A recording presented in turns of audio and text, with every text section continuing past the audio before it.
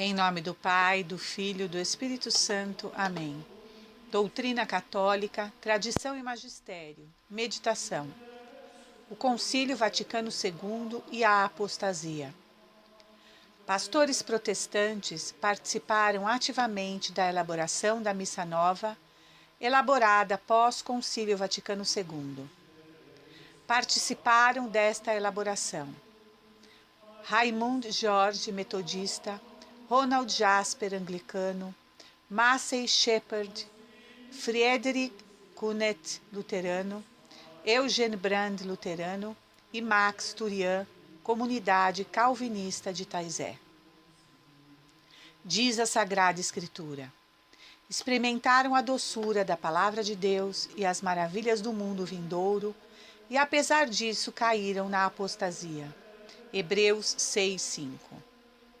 Ninguém de modo algum vos engane, porque primeiro deve vir a apostasia e deve manifestar-se o homem da iniquidade, o filho da perdição. 2 Tessalonicenses 2:3. Com imensa tristeza assistimos a cada ano que passa um aumento na descaracterização da nossa Igreja Católica, de tal forma que, se formos comparar a sua situação atual com a de algumas décadas passadas, poderíamos afirmar, sem nenhum exagero, que essa de hoje parece claramente outra igreja. E qual a causa deste descalabro? A apostasia, que tomou conta do clero, dos religiosos e dos leigos, em sua imensa maioria. Jesus fala que a crise da fé e de moral serão tão grandes, mas tão grandes, que, se não se abreviassem, pessoa alguma se salvaria, como que indicando a extensão da onda de crimes, pecados e apostasia que destruirão a sociedade do final dos tempos. Ou seja, a grande apostasia mundial, o desrespeito a Deus Pai, Filho e Espírito Santo. Portanto, a apostasia, os pecados e as ofensas a Deus, será geral, atingirá todos os povos e quase todas as pessoas ofenderão a Deus. Acaso não profetizou a Sagrada Escritura? Se o Senhor não abreviasse esses dias, ninguém conseguiria salvar-se, mas Ele abreviou aqueles dias por causa dos eleitos que escolheu. Marcos 13:20. E também nos diz a Sagrada Escritura: mas o Filho do Homem, quando vier, será que vai encontrar fé sobre a terra? Lucas 18:8. Isso quer dizer que no fim dos tempos, a fé e a virtude serão coisas raras, raríssimas, um privilégio e responsabilidade de pouquíssimos. Este é o tempo profetizado e anunciado na Sagrada Escritura, em que Satanás iria deflagrar todo o seu ódio contra a Igreja, sabendo que pouco tempo lhe resta antes que seja julgado e precipitado para sempre no inferno, lugar de condenação eterna para o demônio e todos que se rebelam contra o Deus Altíssimo, Pai, Filho e Espírito Santo. Diz a Sagrada Escritura: ó terra e mar, cuidado, porque o demônio desceu para vós, cheio de grande ira, sabendo que pouco tempo lhe resta. Apocalipse 12:12. Neste momento, uma grande guerra está sendo travada entre as forças da luz e a das trevas. Satanás quer almas para dividir com ele sua condenação eterna no abismo infernal. É obrigação dos verdadeiros filhos de Maria Santíssima, os apóstolos dos últimos tempos, guerrear contra Satanás e suas legiões malignas, buscando e salvando as almas para o glorioso Rei Jesus e seu Pai Altíssimo. Há algumas décadas, muitos eclesiásticos de importantes congregações, já contaminados pelo espírito de rebeldia, começaram a adotar o seguinte discurso: precisamos abrir a Igreja para conseguirmos conquistar a humanidade. E o que realmente ocorreu? Conseguiram não só abrir a Igreja, mas escancarar suas portas ao mundo. E aí Qual foi a consequência trágica dessa leviandade que os primeiros rebeldes não conseguiram minimamente imaginar? Com as portas escancaradas, ao invés de a Igreja tomar domínio no mundo, aconteceu simplesmente um movimento inverso. O mundo, cujo príncipe é o próprio demônio, tomou de assalto a Igreja e a secularizou. E foi por causa desta apunhalada que ela vem sangrando e sendo flagelada há vários anos sem parar. Como bem sabemos, uma hemorragia não só enfraquece um organismo, como também vai necrosando boa parte de seus tecidos pela falta da irrigação sanguínea que significa a vida. E essa vida na Igreja é transmitida pela fé. Se ela enfraquece ou até mesmo desaparece, o organismo começa a agonizar. E, lamentavelmente, esse é o ponto em que se encontra a una e santa Igreja Católica Apostólica neste momento. Ela agoniza, em consequência da apostasia de muitíssimos de seus pastores e de uma gigantesca parte de seu rebanho. Chegamos ao grande momento. Hoje, uma grande maioria dos católicos sente-se desnorteada, confusa e perplexa. Existe um abalo gravíssimo em questão de fé. A fé está agora na presença não de uma heresia particular como no passado, o arianismo, o maniqueísmo, dos albigenses, dos maometanos, nem está na presença de algum tipo de heresia generalizada, como ocorreu quando enfrentou a Revolução Protestante 500 anos atrás. O inimigo que a fé tem de enfrentar agora, e que pode ser chamado de um ataque moderno, é um assalto indiscriminado aos fundamentos da fé, à própria existência da fé. E o inimigo que agora avança contra nós está cada vez mais consciente do fato de que não pode haver qualquer neutralidade. As forças que agora se opõem à fé católica têm o propósito de destruí-la por completo na sua doutrina, nos seus sacramentos e na sua liturgia. Disse Paulo VI em uma clara demonstração da fraqueza, da fracassada incursão do Concílio Vaticano II.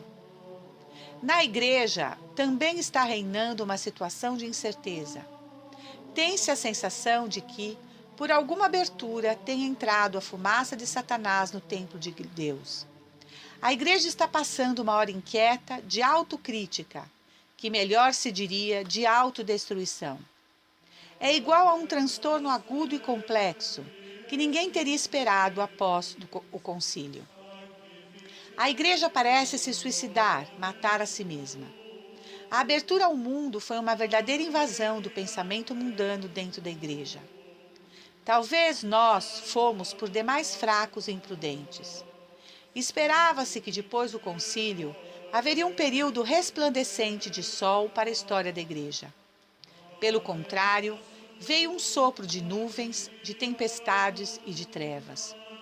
O concílio foi dominado por modernistas e liberais. Daí, contradições, desagregações, desobediência e anarquia. Fonte: Papa Paulo VI, ao jornal Observatório Romano. São tempos realmente difíceis, tempos de profundas trevas. Em raríssimas paróquias, ainda observamos a existência de catequese para adultos, no sentido de manter-se sempre viva a chama da fé, pois o fiel vive em um mundo contaminado pelo agnosticismo. Assistimos em muitas paróquias catequistas sem nenhum preparo teológico ou doutrinário para ministrarem catequeses do Santo Batismo, Primeira Eucaristia e Santo Crisma. Os lamentáveis e distorcidos cursos para noivos em muitas paróquias que perderam o foco principal na espiritualidade do sacramento do matrimônio, para, ao invés disso, ministrarem até orientações e detalhamentos da prática do ato sexual. Sacerdotes, em sua grande maioria, que há muitos anos deixaram de usar suas santas batinas, que eram um grandiosíssimo testemunho silencioso da fé e do amor a Deus e à Igreja. Hoje, Já não usam mais nem mesmo um crucifixo. Não usam mais o clergyman. Andam nas ruas como se homens comuns fossem. E não o são, pois na realidade são os ungidos do Senhor. Os religiosos e religiosas, em sua grande maioria, eliminaram também o uso de seus santos hábitos e vestem-se como leigos, como se isso fosse muito natural. Se não tivessem feito seus votos, até seria. Será que 10% dos sacerdotes e dos leigos atualmente ainda rezam a liturgia das horas, tão desejada pelos céus? E o terço, que percentual ainda o reza diariamente? Também houve a retirada e o desuso dos confessionários, banalização e descaso. A confissão feita no confessionário, em primeiro lugar, coloca o penitente de joelhos, não para o padre, mas para Jesus. O fiel arrependido, contrito e humilhado não está em busca do perdão e da misericórdia do padre, mas a de seu Senhor, onipresente e velado, representado na figura do sacerdote. Isso também foi retirado de quase todas as paróquias, favorecendo um esfriamento e distanciamento do fiel deste sacramento vital para a vida de todo católico, pois acabou por banalizá-lo, dessacralizá-lo. E quem perde o zelo pela sacralidade está perdendo a espiritualidade. Em suma, está perdendo a fé. Mais um fruto maléfico da gigantesca apostasia que tomou de assalto quase toda a igreja. Será que não acreditam mais na existência do inferno e dos demônios? Mas está confirmado no Santo Evangelho que eles existem. Estarão duvidando do Evangelho? Mas no Evangelho é o Senhor Jesus quem afirma isso em vários momentos. Já estarão eles, em sua monumental apostasia, duvidando até do próprio Deus? Duas das mais hipócritas e cruéis formas de perseguir a sacralidade e a espiritualidade são a sua banalização e descaso. E isso vem ocorrendo gradualmente e lentamente para passar mesmo despercebido nos últimos 50 anos dentro da nossa Igreja em relação à Sagrada Eucaristia e à Nossa Senhora. Essas são as colunas principais que sustentarão a autêntica Igreja Católica no momento de sua maior tribulação, perseguição e purificação, conforme foi mostrado a São João Bosco, quando de sua perseguição derradeira no fim dos tempos, por seus inimigos internos, que são os apóstatas, profanadores, blasfemadores, sacrílegos e cismáticos, e também por seus inimigos externos. A banalização profanadora, o escamoteamento e o descaso por Jesus Eucarístico nessas últimas décadas têm causado a todos nós grande tristeza e indignações. Pois diz a Sagrada Escritura: Tu, porém, permanece firme naquilo que aprendeste e creste. Sabes de quem aprendeste. E desde a infância conheces as Sagradas Escrituras e sabes que elas têm o condão de te proporcionar a sabedoria que conduz à salvação pela fé em Jesus Cristo. Toda a Escritura é inspirada por Deus e útil para ensinar, para repreender, para corrigir e para formar na justiça. 2 Timóteo 3, 14 e 16. Tristemente, podemos afirmar que hoje, quem ensina e defende a verdade corre o risco do martírio moral. Por respeito humano, não querem mais falar em nome de Deus, falar as coisas de Deus, e se curvam ante as fábulas, e para não serem perseguidos, abandonam a via régia da Santa Cruz, que é a única a conduzir ao céu. Assistimos, portanto, no pós-concílio, a um desvio, um desmoronamento do cristianismo, que de teocêntrico passa a ser antropocêntrico. O fim último do neocristianismo conciliar é a paz entre as nações, a união entre as religiões, o diálogo entre os homens, a saúde e o bem-estar, a harmonia ecológica, as conquistas materiais, e não mais a paz entre o homem e Deus, o culto de Deus, a pregação do Evangelho a todas as nações, nossa santificação. As promessas do Vaticano II revelaram-se falsas e ilusórias. Um certo padre, em um artigo recente, acusa covardemente os católicos tradicionais de não serem católicos, segundo ele, por não guardarem a unidade querida por Jesus. Ora, pura mentira! Pois são os que preservam a tradição que justamente guardam esta unidade. Os que buscam as novidades, estes sim, é que saem da unidade. Este mesmo padre acusa também de forma mentirosa e covarde os católicos tradicionais de cismáticos de estarem em heresia. Mente, mente e mente, e acha que insistindo na mentira a fará se tornar verdade. Pois eu digo aos senhores, a Deus ninguém engana. Diz este mesmo padre, o católico é simplesmente católico. Covardia, comodismo, é isso que significa esta afirmação. Ou seja, católico se cala e obedece a tudo e a todos, independente se a ordem ou ensinamento for contra o dogma, contra a doutrina ou contra o magistério e a tradição, e se for uma heresia ou algo que leve a ela. Acusa os católicos tradicionais também, e levianamente, sem base de conhecimento nenhuma, de sede vacantes. Outra mentira. Respeitamos o Papa enquanto chefe supremo da Igreja e o obedecemos em tudo que não vai contra a fé de 20 séculos da Igreja, em tudo que é católico. Rejeitamos somente o que não é católico. Isso é direito e obrigação a qualquer católico do mundo inteiro. Ora, o papado também é uma instituição, e realizada pelo próprio Deus. Por isso, todo católico tem o dever de respeitar e rezar pelo Papa. E antes de tudo, é preciso respeitá-lo pelo que ele é institucionalmente. Se um dia for eleito um pontífice pelo qual se sinta certa antipatia, não é possível, por causa disso, lavar as mãos e pensar que se esteja isento de respeitá-lo e de segui-lo. Não. Se ele foi eleito validamente e é o chefe visível da Igreja e o pai de todos os católicos, mas repito, respeitá-lo e segui-lo naquilo que é católico.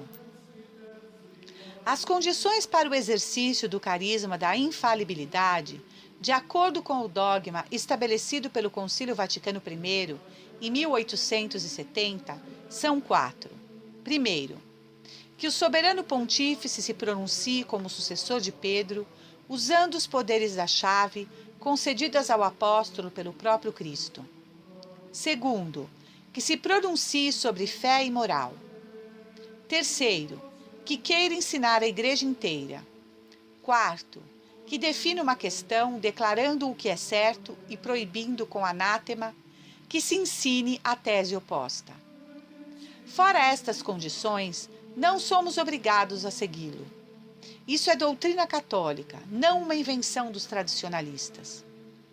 Para exercer um ato infalivelmente, em qualquer documento ou forma de pronunciamento, seja numa encíclica ou num decreto especial, bula, constituição apostólica, etc., o Papa precisa deixar claro que o faz nessas 4 condições acima citadas. Todos os concílios ecumênicos que foram declarados dogmáticos pelos papas e concluíram lançando anátemas definidoras de teses dogmáticas são infalíveis nas decisões aprovadas como infalíveis pelos papas.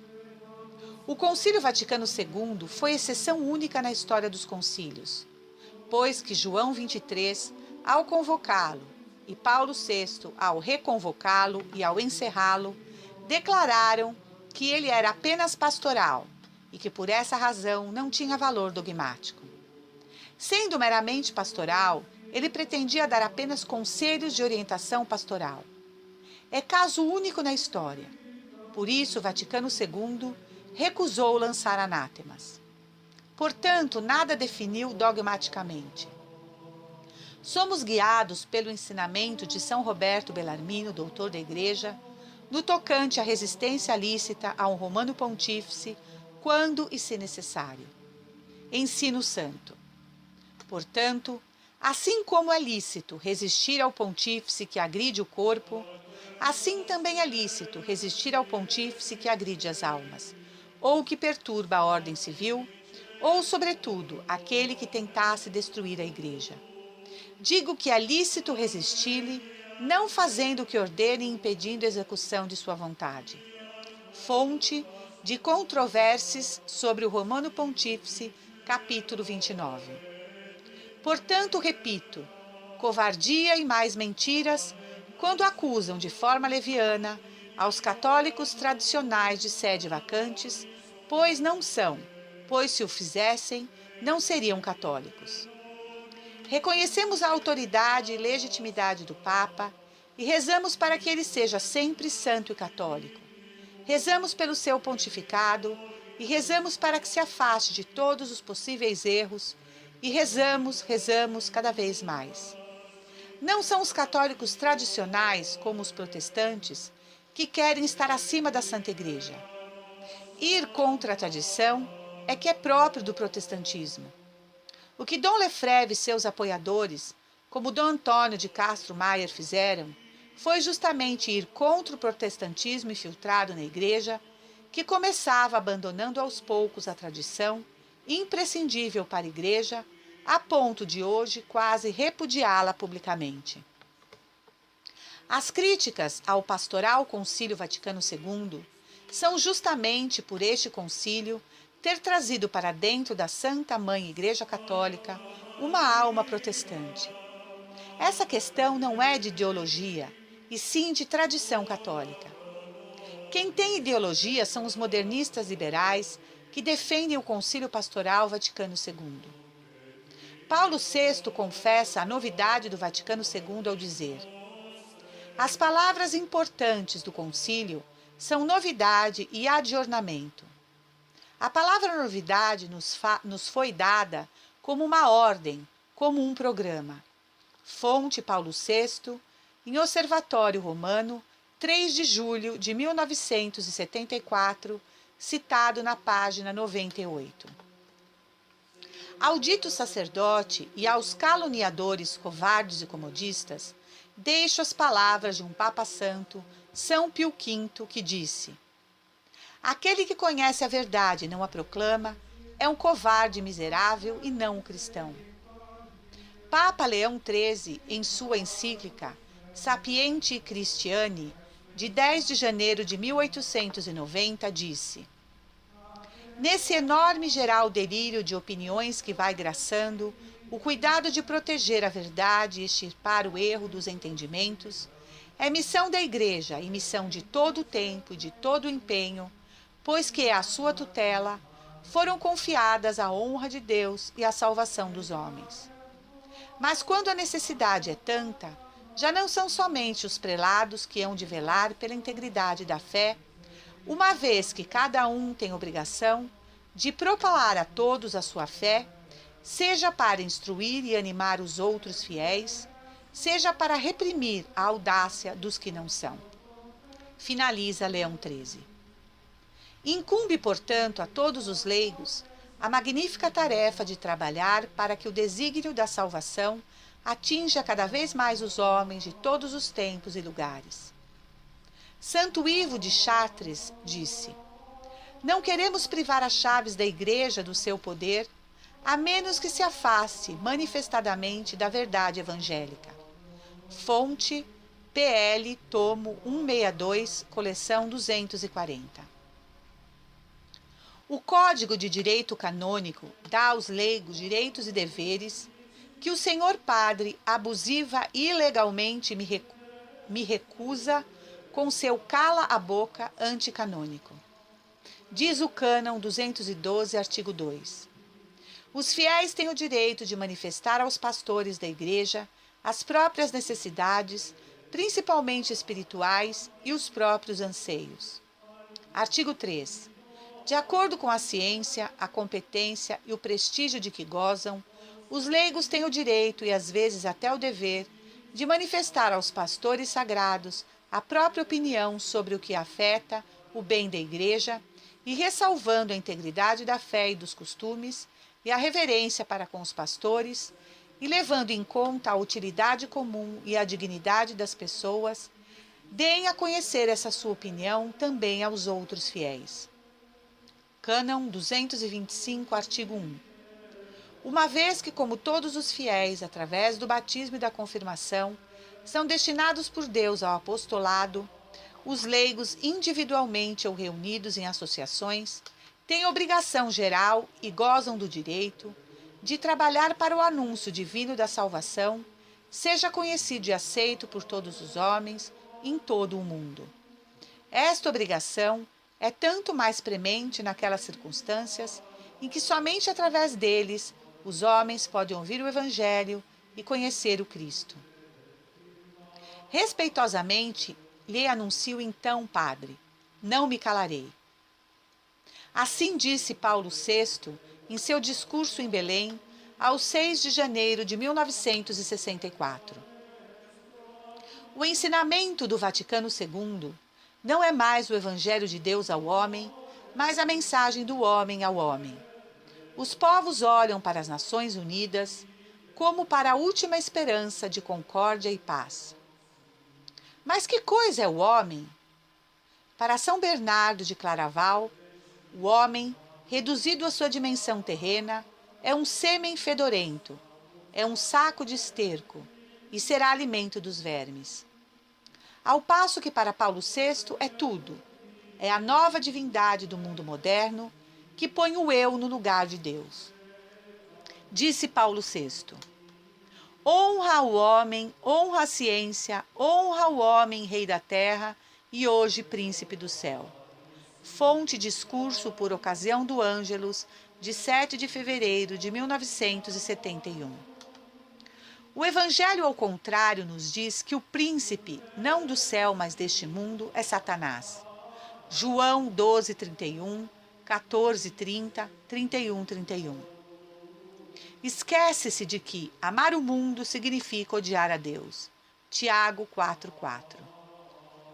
Lembrando as sábias palavras do arcebispo Dom Marcel Lefebvre, que disse: inseriram a ideologia do homem moderno nos ritos mais sagrados.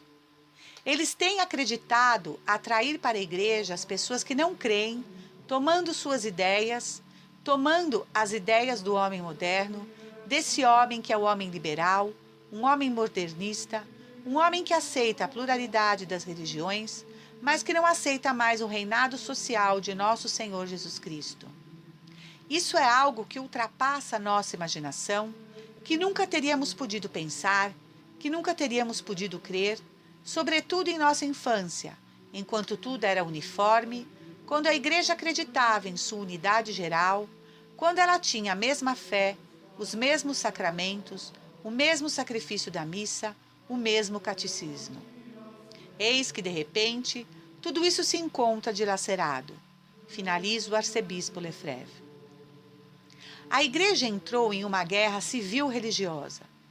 A situação é tão grave que hoje há uma escolha clara entre a fidelidade à Igreja, sua doutrina, sua tradição e seu magistério perene, ou aquilo que significa erros, heresia e apostasia. Essa situação é tão grave que uma posição de neutralidade não é possível. Somos obrigados a escolher de que lado ficaremos. Cito novamente Dom Marcel Lefebvre, que disse: não é possível deixar de fazer uma escolha, mas essa escolha não é entre obediência e desobediência, mas o que nos propõem, o que expressamente nos convidam, porque nos perseguem, é uma obediência aparente. Eu diria que temos de escolher entre uma aparente obediência, pois o Santo Padre não pode, de forma alguma, pedir-nos que abandonemos nossa fé, que é algo absolutamente impossível, e a conservação da nossa fé. Pois bem, nós escolhemos não abandonar a nossa fé, porque nela não podemos errar. A Igreja não pode estar errada no que tem ensinado durante 2000 anos, e por esse motivo nos apegamos a essa tradição, que tem se manifestado de forma admirável e definitiva. Temos de dizer não a esta onda de neomodernismo e neoprotestantismo. Não se pode dizer que se escolhe uma parte, mas deixa a outra. Isso não pode ser, porque tudo está relacionado. Por esta razão, nós escolhemos o que sempre foi ensinado e fechamos nossos ouvidos às novidades destruidoras da Igreja. Finaliza o bispo. Lemos em Apocalipse: toda a terra se maravilhou após a besta e adoraram o dragão, porque deu a sua autoridade à besta. Adoraram a besta, dizendo: quem há semelhante à besta? E quem pode pelejar contra ela? Vi então outra fera subir da terra. Tinha 2 chifres como um cordeiro, mas falava como um dragão. Ela exercia todo o poder da primeira fera, sob a vigilância desta, e fez com que a terra e seus habitantes adorassem a primeira fera. Apocalipse 13. Deus cega aos que não resistem ao erro, aos que não querem defender a verdade. E como diz São Pio X, e o que exige que sem demora falemos, é antes de tudo que os fautores do erro já não devem ser procurados entre inimigos declarados, mas o que é muito para sentir e recear, se ocultam no próprio seio da Igreja, tornando-se tanto mais nocivos quanto menos percebidos. Ora, Senhor Padre, São Pio X não estava se dirigindo aos católicos tradicionais, mas aos modernistas infiltrados no seio da Igreja. Não manipule nem inverta as palavras de Santo Padre. Não é digno de sua história passada. Não queremos ser maiores do que a Igreja, isso seria heresia. Queremos sim ser católicos por inteiro, de forma plena, e não em partes, aos pedaços que nos convém. Diz a Sagrada Escritura: porque virá tempo em que os homens já não suportarão a sã doutrina da salvação. Levados pelas próprias paixões e pelo prurido de escutar novidades, ajustarão mestres para si. Apartarão os ouvidos da verdade e se atirarão a fábulas. 2 Timóteo 4, 3, 4. Por isso devemos lutar e permanecer unidos fielmente à sagrada tradição. São 2000 anos guardando os ensinamentos verdadeiros católicos. Os católicos tradicionais não são rebeldes, não são cismáticos, não são hereges. Eles resistem, eles são católicos. Resistem a esta onda de modernismo que invadiu a Igreja, esta invasão do laicismo, do progressismo e do protestantismo que invadiu a Igreja de uma maneira completamente sem razão e injusta e que tentou eliminar da Igreja tudo que nela era sagrado, tudo que era sobrenatural, divino, a fim de reduzi-la à dimensão do homem. Então os católicos tradicionais resistem e resistirão, não num espírito de contradição, não num espírito de rebelião, mas num espírito de fidelidade à Igreja, espírito de fidelidade a Deus e a nosso Senhor Jesus Cristo, o espírito de fidelidade a todos que nos ensinaram nossa santa religião, o espírito de fidelidade a todos os papas que mantiveram a tradição. É por isso que decidiram simplesmente continuar, preservar a tradição, preservar naquilo que santificou os santos que estão no céu. Assim fazendo, estão persuadidos que estão prestando um grande serviço à Igreja, a todos os fiéis que desejam manter a fé imaculada, a todos os fiéis que desejam receber verdadeiramente e plenamente a graça de nosso Senhor Jesus Cristo. Deserção de padres, deserção de membros das ordens religiosas, a ruína de igrejas, a apostasia de tantos fiéis. Tudo isso teve que acontecer diante de nossos olhos para que se começasse a perceber o dano que esta reforma causou. Reforma que não foi feita pela Igreja, mas que foi conduzida por aqueles que estavam imbuídos de ideias contrárias àquelas que a Igreja sempre ensinou. Diz a Sagrada Escritura: eles são do mundo, é por isso que falam segundo o mundo e o mundo os ouve. Nós, porém, somos de Deus. Quem conhece a Deus, ouve-nos. Quem não é de Deus, não nos ouve. É nisso que conhecemos o Espírito da verdade e o Espírito do erro. 1 João 4, 5, 6.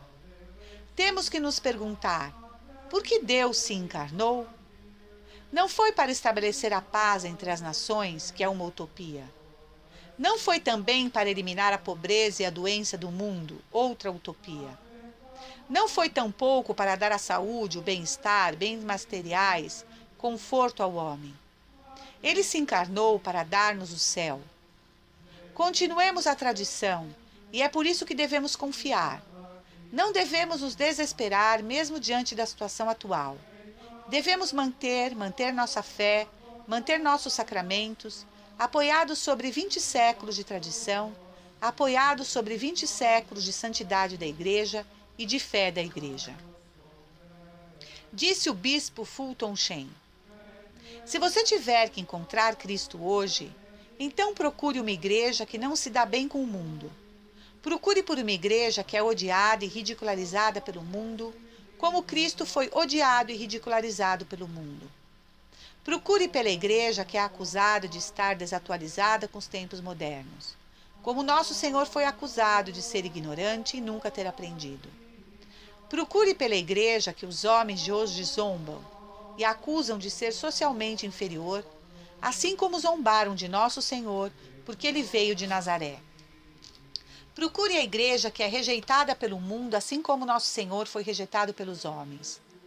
Procure a igreja que, em meio às confusões de opiniões conflitantes, seus membros a amam do mesmo modo como amam a Cristo e respeitam sua voz como a voz de seu fundador. E então você começará a suspeitar que, se essa igreja é impopular com o espírito do mundo, é porque ela não pertence a este mundo. E uma vez que não pertence a este mundo, ela será infinitamente amada e infinitamente odiada, como foi o próprio Cristo. Pois só aquilo que é de origem divina pode ser infinitamente odiado e infinitamente amado. Portanto, essa igreja é divina, finaliza o bispo. Não temos que temer nada. Jesus vencerá como venceu sempre. Defendamos a verdadeira, única e santa Igreja Católica da heresia, da apostasia e do falso ecumenismo. Para finalizar, cito novamente o Papa Leão XIII. Retirar-se frente ao inimigo, ou calar quando por todas as partes se levanta o incessante clamor para oprimir a verdade, é atitude própria ou de homens covardes ou de homens inseguros da verdade que professam. A covardia e a dúvida são contrárias à salvação do indivíduo e à segurança do bem comum e proveitosas unicamente para os inimigos do cristianismo, porque a covardia dos bons fomenta a audácia dos maus. O cristão nasceu para a luta. Finaliza o Papa. Não podemos esquecer, sobre o mais importante de todas as coisas, o objetivo santo de nossa religião, a salvação das almas. Os nossos dias são de provações e dor para o corpo místico de Cristo. Por isso temos de pedir ao Senhor, com clamor incessante, que os abrevie, que olhe com misericórdia para a sua igreja e conceda novamente a luz sobrenatural às almas dos pastores e de todos os fiéis. Termino esta meditação citando uma oração da Santa Doutora da Igreja, Santa Catarina de Sena. A ti recorro, Maria. Ofereço-te a minha súplica pela doce esposa de Cristo e pelo seu vigário na terra, a fim de que lhe seja concedida a luz para governar a Santa Igreja com discernimento e prudência. São os santos doutores e mártires, apoiados em 20 séculos da fé, tradição e santidade da Igreja, que clamam aos católicos: lutem! Louvado seja nosso Senhor Jesus Cristo, salve Maria, viva Cristo Rei. Senhor, dai-nos a fortaleza dos mártires. Em nome do Pai, do Filho e do Espírito Santo. Amém.